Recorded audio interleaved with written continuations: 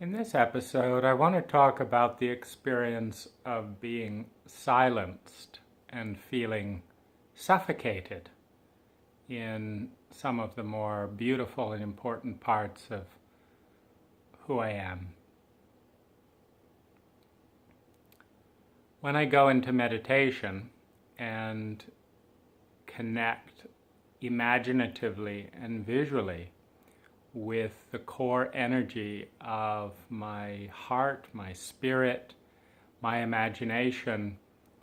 I see so many different possibilities and so many different expressions of what I feel is a more authentic me. And it's not hard to imagine how to be that. What's hard for me is experiencing the pain as I look at that possibility, that probability, and relate it to my memories, my experience of expressing those parts of myself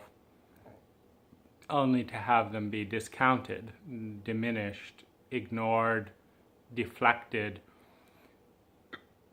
And I think that as painful as it is to have our mediocrities and our games discounted and ignored, I think it's much harder in some ways to be connected with what for us, what for me is the most beautiful, is the most sacred thing about, I'm not even sure I would call it me, but the most sacred thing that wants to come through and experience that in direct proportion to it wanting to come through is to the degree that I'm pushed back by the culture and by others. And this experience of sleep, of silence, of rejection, of judgment, of connected with